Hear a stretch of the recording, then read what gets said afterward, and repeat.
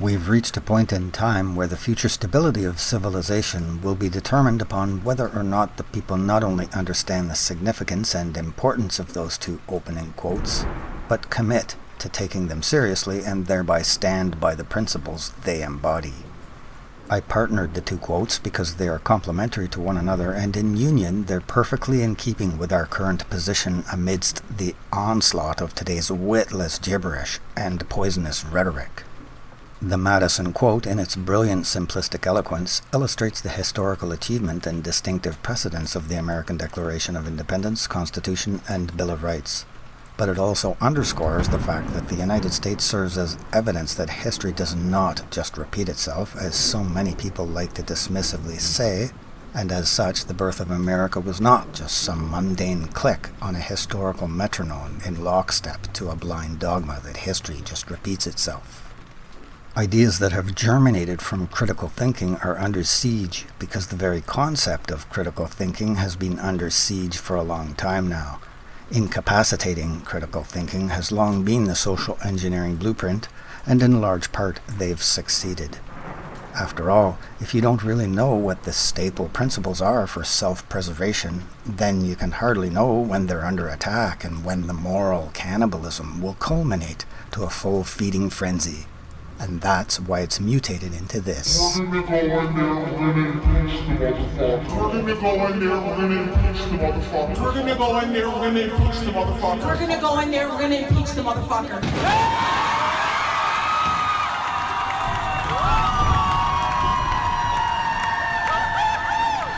Did you catch the big hoorah at the end as if they're at a rodeo?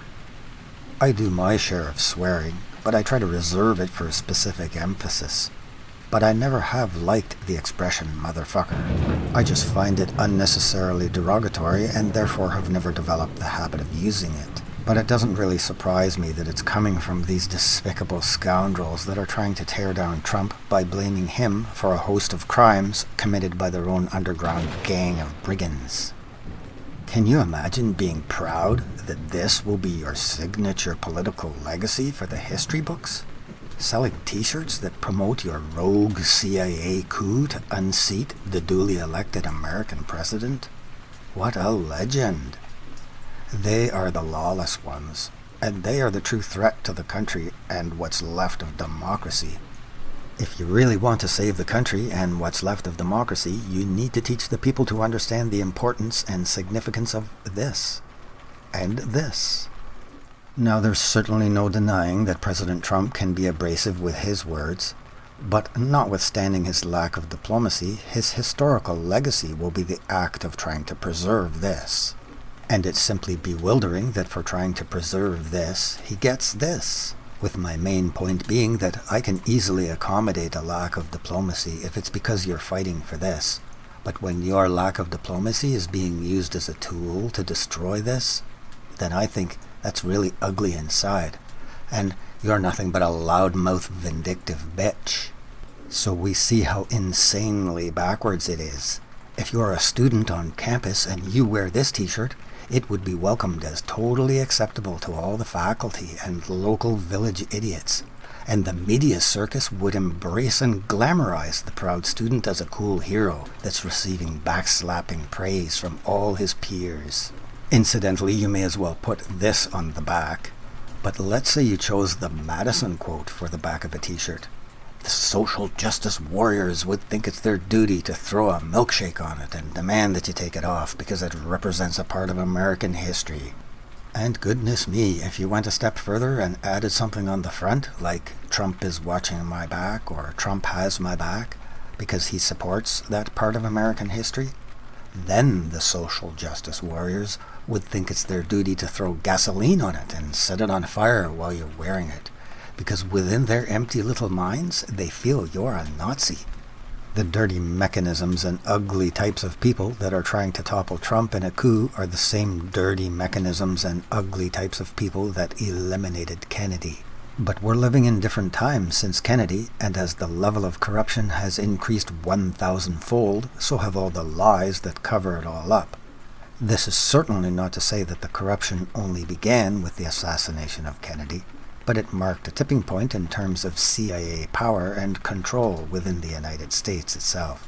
When speaking about the mountain of lies written about the circumstances surrounding JFK, Colonel Fletcher Prouty once said, "Why kill a man twice, once with a gun and once with a typewriter?" But it's not typewriters anymore. We're in an age where ignorant ideas get passed around and digested at light speed. And the outlandishness of today's political choreography is a projection of their desperation in trying to paralyze public awareness. As a result, we see that you don't need to have a single rational, constructive thought in your head to become a member of Congress. As long as you can make a cool dance video on a rooftop that enraptures the flocks, you are in. And that's exactly the kind of thing that happened here in Canada with this clown. Someone got in the door that had no business being anywhere near it. Justin Trudeau is at the tip of the plastic spear of cutting-edge stupidity. And while make-believing he's been serving as Prime Minister, has diligently worked to try and wipe our country out of existence. It's bad enough that we have all the corruption, but when we see these principles are being treated as meaningless doodles of some sort, to be openly ridiculed, scorned, and trampled on, then we are in serious trouble. Here in Canada, we have an individual responsibility to uphold these fundamental rights, and we are now facing an election that is hinged upon that very endeavor. This election, Monday, October 21st, 2019, is not even a political election at this point. It's about upholding and safeguarding the values that this country was built on. When we see that free speech is openly under attack by mass ignorance, we have an emergency. We don't have a climate emergency. We have a mental health emergency. Insanity has spread like a plague. For a while, I wasn't sure what was scaring me more, the vile government, the venomous media, or the ignorant masses. At this point, I would have to say the ignorant masses are ahead by a few lengths now. It's absolutely mind-boggling. And I'm forever amazed at how often I notice that people that are hurling words like racist and Nazi are the ones commonly saying things like, "Get educated," or "Learn some history," or "Get informed," or "Go read a book." Good grief, what book would that be? Would you people even be able to read a book that didn't have LOL somewhere in each sentence? Sometimes even at the start, midway, and at the end. It's so pathetic, and it's absolutely agonizing to see the absurdity of what people write. Or they'll refer to themselves as political junkies. And although they're clueless as to what's really happening, junkie sure is the right word because they're in a deeply sedated trance. Or they like to say, "We fought the Nazis to stop racists like you." They say we as if they really helped fight Nazis. You people have never had to seriously fight for anything in your life. If you're someone that thinks these words are nothing but a joke, then it makes you nothing but a joke, and you represent nothing. The only leader running in this Canadian election that's taking this seriously is Maxime Bernier of the PPC, and therefore his party is the only choice we have in terms of what we should vote for. Any other vote is a vote against this country. Any other vote is a vote against this country. All the other candidates are slimy snakes that are not defending what our country was built on. You can talk about green planet all you want, but there's no point in having a green planet if you're not free upon it.